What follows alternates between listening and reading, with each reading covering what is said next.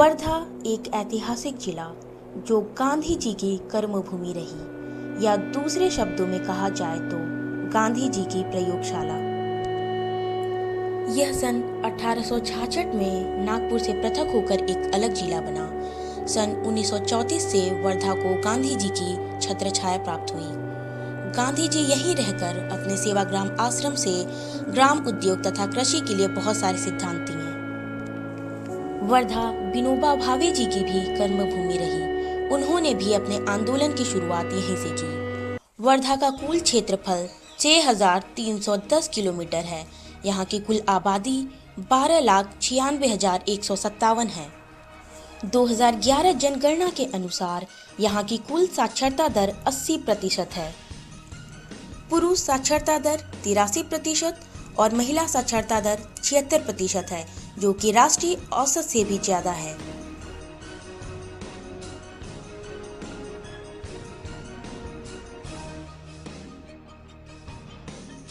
वर्धा की 60% आबादी ग्रामीण है।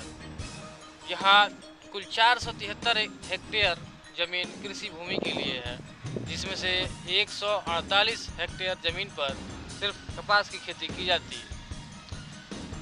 यह वर्धा महाराष्ट्र के कुल उत्पादन का 18% कपास पैदा करता है, जिसका बाजार भाव 5150 रुपये।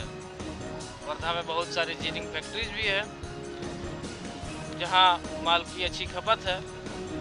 अगर हम आंकड़ों पर गौर करें, नज़र डालें, तो वर्धा जिले में कपास की खेती के आंकड़े काफ़ी बेहतर है, लेकिन किसानों की स्थिति बदतर है।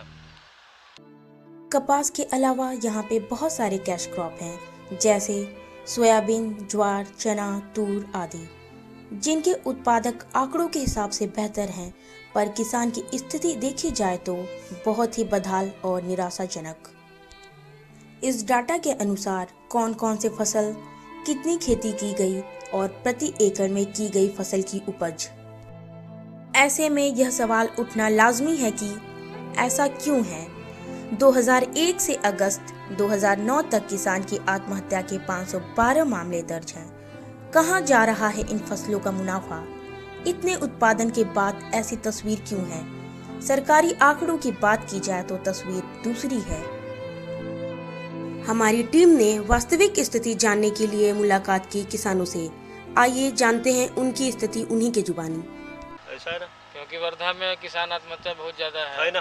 बराबर है, कोरोडा क्षेत्र में उसका उस पार गए तो सब कोरोडा क्षेत्र है, कुछ भी नहीं हुआ। वहाँ सिंचाई की व्यवस्था नहीं है, कुछ भी नहीं। और किसान लोग ज्यादा आत्महत्या जो करते हैं, तो उसका कारण आप क्या मानते हैं? कर्जा ज्यादा कर्जा रहता, वो देना नहीं होता। तो मेरे तरफ 6 लाख रुपए कर्जा, म्हणजे 3 लाख रुपए कर्जा। इस साल ऐसा ये हुआ, उत्पन्न नहीं हुआ कुछ। अभी ये गारपीट आएगा, गारपीट से गेहूँ निकल चला गया। ये टमाटर है, अभी इसका भी क्या होता है भरोसा नहीं। अच्छा, सरकार लोन माफ करती कि नहीं? नहीं, अभी तो एक पहले बार किया था। अभी नहीं किया।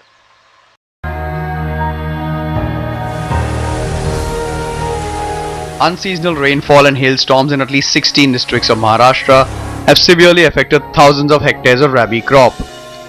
At least 8 people have died and 2 farmers have reportedly committed suicide in the last 1 week alone. Several areas in Marathwada, Vidarbha and northern Maharashtra have borne the brunt of this unseasonal weather.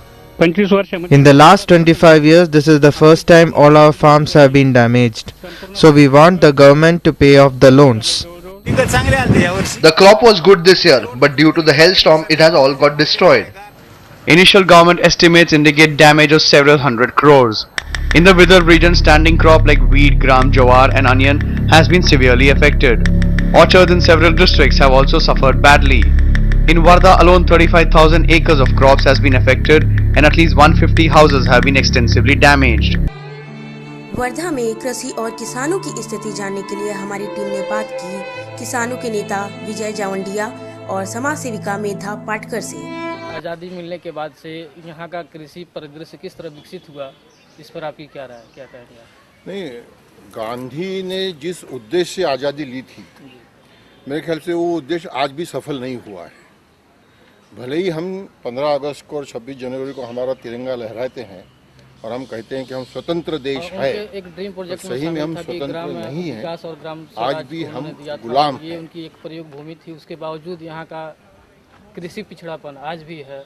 इस पे आप क्या कहेंगे? मैं वही कह रहा हूँ, क्या हुआ है कि हमने ये एनालिसिस करना चाहिए और आपके पीढ़ी ने तो बड़े इससे करना चाहिए कि अंग्रेज इस देश में उस उद्योग के लिए उनको कच्चे माल की जरूरत थी, सस्ते मजदूर की जरूरत थी और उसके लिए बाजार की जरूरत थी, और इसलिए उन्होंने दुनिया के इन देशों को गुलाम किया जहाँ से वो कच्चा माल लूट सके। और गांधी ने ही उसका एक जवाब दिया था इस विदर्भ की धरती से ही, वो था कपास और कपड़ा। कि अंग्रेज क्या करता है, यहाँ का कपास सस्ते दाम पे मैनचेस्टर लैंकाशायर के मिल में ले जाता है, वहाँ उसका कपड़ा बनाता है और वो महंगे दाम पे यहाँ बेचता है। तो सस्ता कपास महंगा कपड़ा, कैपिटल एक्यूमुलेशन, पूंजी संचय इंग्लैंड में होता है, विकास वहाँ होता है। यहाँ का किसान, यहाँ का मजदूर, यहाँ का बुनकर, यहाँ का रंगारी, ये सब बेकार होते हैं, ये सब कर्ज में जाते हैं। और इसके लिए हमें स्वातंत्र्य चाहिए, और इसलिए गांधी ने कहा था कि मुझे अंग्रेजों को नहीं हकलना है, तो मुझे अंग्रेजियत को हकलना है। तो बहुत बहुत धन्यवाद आपको, अपने बहुत बहुत धन्यवाद, नमस्कार। यहाँ गांधी जी के इतना समय व्यतीत करने के बाद भी आज कृषि रूप से काफ़ी पिछड़ा हुआ है और यहाँ किसान लगातार आत्महत्या कर रहे हैं, इस वजह से सुर्खियों में है। इसको किस तरह से देखती है? देखिए, ये देश कृषि प्रधान है, ये बात ही जब से नई आर्थिक नीति जिसको कहते हैं, अभी वो पुरानी हो गई, इन वैश्वीकरण की, कंपनीकरण की मैनिफेस्टोज में लिखा जाता है। सब कुछ किसानों के पक्ष में ही सरकार सत्ता पे आती है, पोस्टर्स लगाती है। शिवराज सिंह जी ने कितने पोस्टर्स लगे, मोदी जी कितने बोल रहे हैं, प्रत्यक्ष में उनके राज्यों में क्या चल रहा है। नर्मदा के सरदार सरोवर प्रोजेक्ट का जो लाभक क्षेत्र है, उसमें से 4 लाख हेक्टेयर ज़मीन उन्होंने लाभक क्षेत्र से बाहर कर दी, जो खेती की ज़मीन है, और वो कंपनियों के लिए आरक्षित कर दी।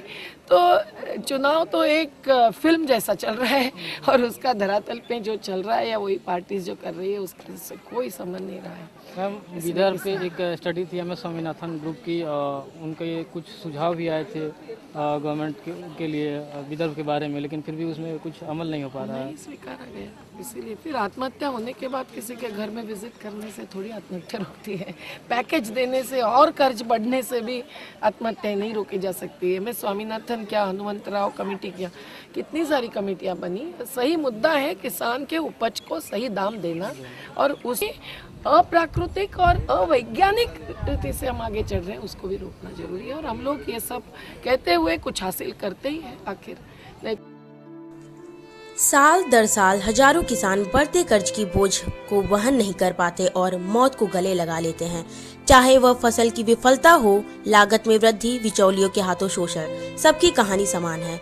किसानों की आत्महत्या के बढ़ते आंकड़ों के अलावा बहुत बड़ी संख्या में किसान अपने शरीर के अंगों को बेच रहे हैं। भारतीय कृषि भयावह संकट से गुजर रही है, किंतु इस पर कोई भी ध्यान नहीं देता। कृषि की भयावह त्रासदी पर कभी गंभीर प्रतिक्रिया देखने को नहीं मिली, सिवाय इसके कि एक और कमेटी की औपचारिकता पूरी कर दी जाती है। भारत आज भी कृषि प्रधान देश है। यदि जल्दी हालात न बदले तो भारत विश्व का पहला ऐसा कृषि प्रधान देश होगा जिसमें किसान नहीं होंगे, क्योंकि सरकार की मोहिनी नीतियों से उन्हें कोई लाभ नहीं हो रहा और जीवन से बेहतर उनको मौत लगने लगी है।